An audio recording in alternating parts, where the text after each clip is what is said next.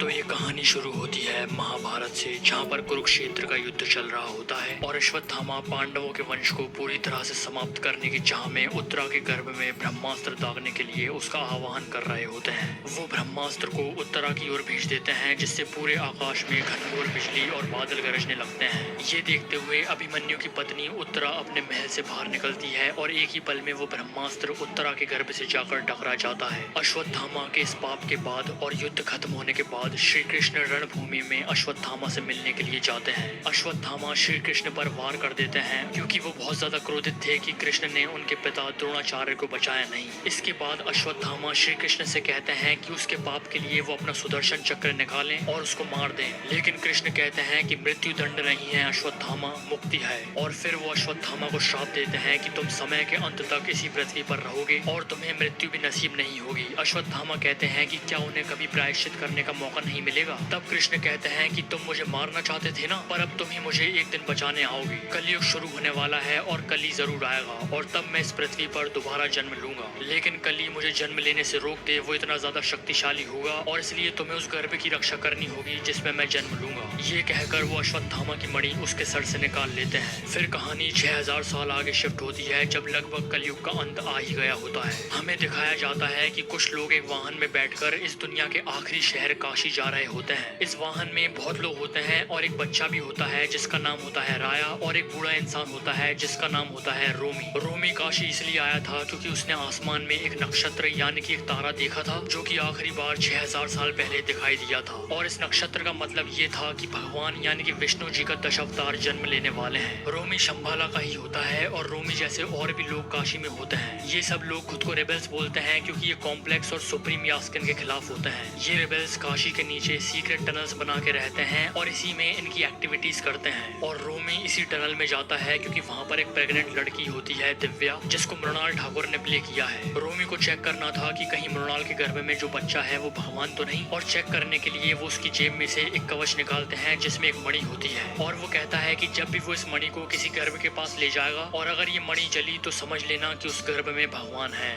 जैसे ही रोमी उस मणि को मृणाल के गर्भ के पास लाता है, वो मणि जलती नहीं है, जिसका मतलब मृणाल वो लड़की नहीं थी जिसके गर्भ में भगवान जन्म लेंगे। तभी वहाँ पर कॉम्प्लेक्स के गार्ड्स आकर हमला कर देते हैं, जिसकी वजह से रोमी से वो मणि गिर जाती है और वो इस बच्चे राया के पास चली जाती है। राया उस मणि को उठा लेता है और वो सब लोग वहाँ से भागने लगते हैं। बाकी रेबेल्स और राया तो वहाँ से बच निकल जाते हैं, लेकिन वो गार्ड्स रोमी और मृणाल को पकड़ के कॉम्प्लेक्स ले जाते हैं, जहाँ वो उन्हें कमांडर मानस को पेश करते हैं। कमांडर मानस मृणाल को देखकर कहता है कि ये फर्टाइल लड़की अभी तक थी कहाँ, ये कॉम्प्लेक्स से बची कैसे? और फिर वो गार्ड्स को आदेश देता है कि वो मृणाल को लैब में ले जाएं, लेकिन मृणाल साफ साफ मना कर देती है। बहुत फोर्स करने के बाद भी मृणाल लैब में नहीं जाना चाहती थी, इसलिए मानस उसको बेरहमी से वहीं पर मार देता है। फिर वो रोमी से पूछता है कि वो उसको शंभाला की लोकेशन बता दे, लेकिन ऑफ कोर्स वो मना कर देता है, जिसकी वजह से वो रोमी को भी वहीं पर मार देता है। उसके बाद हमें कॉम्प्लेक्स की लैब्स दिखाई जाती हैं, जहाँ पर दुनिया की सारी फर्टाइल लड़कियाँ यानी कि जो प्रेग्नेंट हो सकती हैं उनको वहाँ पर ले आया जाता है। इन लड़कियों को टेक्नोलॉजी की मदद से इम्प्रेग्नेट किया जाता है और फिर हर महीने उन्हें एक चैम्बर में डाला जाता है, जहाँ पर उनके गर्भ से मशीन के थ्रू एक सीरम एक्सट्रैक्ट किया जाता है। लेकिन इस सीरम एक्सट्रैक्शन प्रोसेस में अभी तक कोई भी लड़की 91 डेज से ज्यादा प्रेग्नेंट नहीं रह पाई थी, जिसकी वजह से सीरम अच्छी तरह से बन नहीं पा रहा था। और सुप्रीम यास्किन चाहता था कि सीरम कम से कम 120 दिन प्रेग्नेंट वाली लड़की का तो हो ही। जब जब उन लड़कियों के गर्भ से सीरम एक्सट्रैक्ट किया जाता था, वो लड़कियां मर जाती थी। और उन्होंने उस मशीन में ही एक सिस्टम फिट किया हुआ था कि जैसे ही लड़की मर जाए तो वो सीधे वहीं से पाइप के थ्रू आग के कुएं में गिर जाए और भस्म हो जाए। अभी तक का जो बेस्ट सीरम बन पाया था वो 91 डेज वाला था, और कमांडर मानस को ये बात सुप्रीम यास्किन को बतानी थी और साथ में वो सीरम की बोतल भी ले जाना था। कमांडर मानस उस लैब के डॉक्टर से कहते हैं कि ये एक्सपेरिमेंट सक्सेसफुल क्यों नहीं हो पा रहा है। तो वो डॉक्टर मानस को एक सुझाव देता है कि वो उसको सुप्रीम यास्किन के पास ले चले, जिससे कि उन्हें पता चल जाए कि यास्किन को एग्जैक्टली चाहिए क्या, और शायद तब जाकर वो एक अच्छा सीरम बना सके। कमांडर मानस डॉक्टर को सुप्रीम यास्किन के पास ले जाने के लिए तैयार हो जाता है। वो डॉक्टर और काउंसलर बानी के साथ सुप्रीम यास्किन के पास जाते हैं। सुप्रीम यास्किन बहुत ही बुरी कंडीशन में जी रहा होता है। उसके शरीर से वायर्स अटैच हुई होती हैं, जो कि उसे जिंदा रखती हैं, और इसी बुरी हालात से निकलने के लिए उसने ये प्रोजेक्ट के नाम का सीरम एक्सट्रैक्शन प्रोसेस चालू करवाया था। यास्किन जब वो 91 डेज वाला सीरम सीरम मांगता है तो डॉक्टर चालाकी से उस सीरम की बोतल को चेंज कर देता है और उसकी जगह यास्किन को कुछ और दे देता है, जिसकी वजह से यास्किन स्ट्रगल करने लगता है और पानी में गिर जाता है। लेकिन फिर वो वापस पानी से बाहर निकलता है और कहता है कि बहुत दिनों बाद किसी ने उसको मारने की कोशिश की है, जिसके बाद वो उसके हाथ से डॉक्टर का गला पकड़ लेता है। यास्किन उससे पूछता है कि वो क्यों उसे मारना चाहता है। डॉक्टर जवाब देता है कि अच्छाइयत के लिए। ये सुनते ही यास्किन उसकी आंख से एक आंसू निकालता है और उसे डॉक्टर के मुंह में डाल देता है, जिससे वो डॉक्टर मर जाता है। सुप्रीम यास्किन फिर से कमांडर मानस और काउंसलर बानी को इंस्ट्रक्शन देता है कि कम से कम 120 दिन प्रेग्नेंट वाली लड़की का सीरम लेके आओ और फिर वो वहाँ से चले जाते हैं। दूसरी तरफ कॉम्प्लेक्स के गार्ड्स उन बाकी रेबेल्स का पीछा कर रहे होते हैं जो कि उस टनल से बच के निकले थे। उसमें से एक के ऊपर 5000 यूनिट्स की बाउंड्री लगा दी जाती है और उसे भैरवा पकड़ लेता है, लेकिन वो उसे कॉम्प्लेक्स वालों को नहीं देता क्योंकि वो भैरवा को बहुत ज्यादा पसंद करता था और उसे अपना हीरो मानता था। राया जो कि वहाँ से बच के भागा था, काशी से दूर एक मंदिर में पहुंच जाता है और वहीं पर वो पत्ती में लपटे विशालकाय अश्वत्थामा को देखता है। तभी वहाँ पर कॉम्प्लेक्स का एक रोबोट गार्ड पहुंच जाता है और राया पर वो हमला करने ही वाला होता है कि अश्वत्थामा उस रोबोट को उनकी लाठी से तोड़ देते हैं। अब कॉम्प्लेक्स में बहुत सारी लड़कियों पर एक्सपेरिमेंट चल रहे होते हैं और उन्हीं में होती है दीपिका पादुकोण, जिनका नाम होता है समेटी।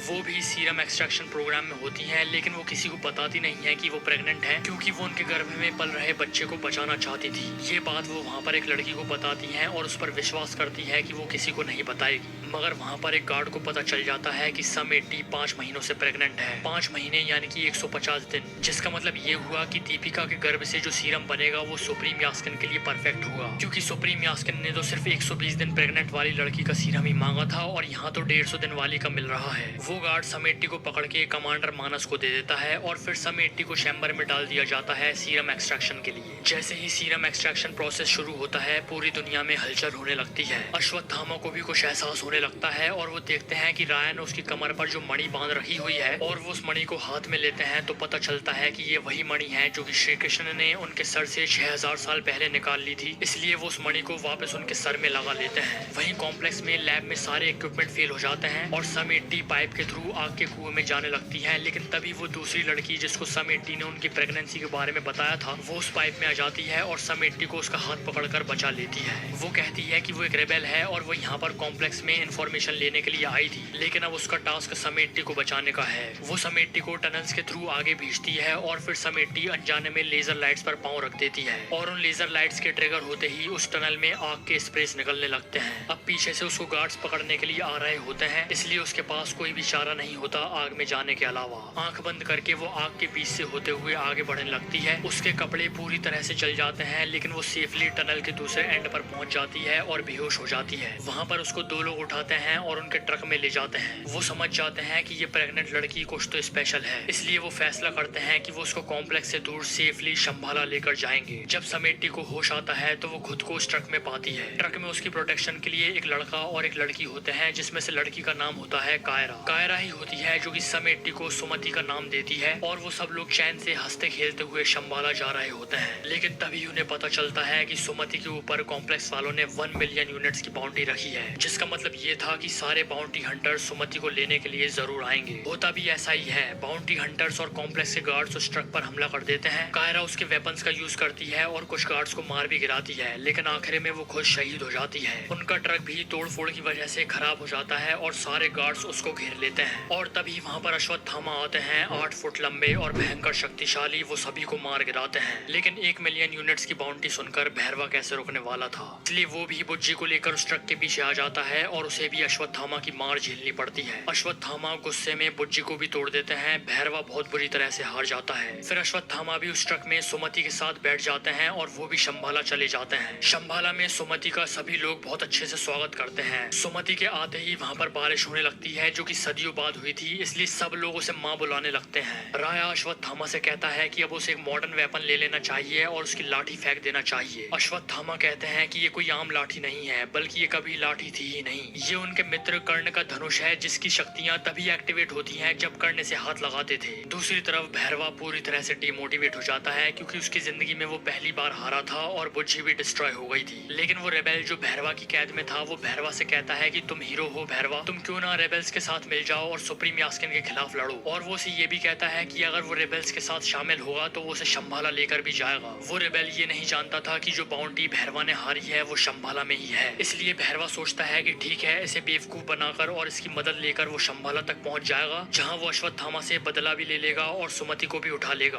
अब उसके जीवन में फिर से मोटिवेशन आ गया था और वो उसकी सारी यूनिट्स बुज्जी पर लगा देता है और उसको बहुत ज्यादा हाईली अपग्रेड कर लेता है। फिर अगले दिन वो उस रेबेल के साथ बुज्जी में बैठकर शंभाला जाता है। वहां पहुंचकर वो सबसे पहले तो उस रेबेल को बेहोश कर देता है और उसके बाद अश्वत्थामा के सामने जाता है, लेकिन भैरवा बन के नहीं, खुद अश्वत्थामा बन के। उसने उसके डुप्लीकेट टैग का यूज करके अश्वत्थामा का भेस ले लिया था, लेकिन भेस लेने का मतलब ये नहीं था कि वो अश्वत्थामा जितना शक्तिशाली भी हो गया है। अश्वत्थामा एक बार फिर से उसको आसानी से हरा देते हैं और भैरवा उसके फॉर्म में वापस आ जाता है। तभी बुज्जी अश्वत्थामा पर मिसाइल से अटैक करती है, लेकिन अश्वत्थामा उस मिसाइल को पकड़कर बुज्जी पर ही फेंक देते हैं और इसके बाद भैरवा बुज्जी में बैठता है और रोबोट में तब्दील हो जाता है। इसी बीच क्योंकि एक बाउंटी हंटर ने उस ट्रक पर एक ट्रैकर लगा दिया था, तो उस ट्रैकर को ट्रैक करके कमांडर मानस उसकी फौज लेकर शंभाला पर अटैक कर देता है। सुमति को इंस्ट्रक्शन दिए जाते हैं कि वो बाहर ना निकले, लेकिन वो दूसरों की मदद करने के लिए बाहर निकल आती है और एक धक्का लगने की वजह से वो ब्रिज से नीचे गिरने लगती है। अश्वत्थामा उसे पकड़ लेते हैं, लेकिन उनका हाथ फिसल जाता है और सुमति का हाथ छूट जाता है। सबको लगने लगता है कि शायद अब सुमति बचेगी नहीं, लेकिन तभी भैरवा उसको बचाने के लिए छलांग लगा देता है।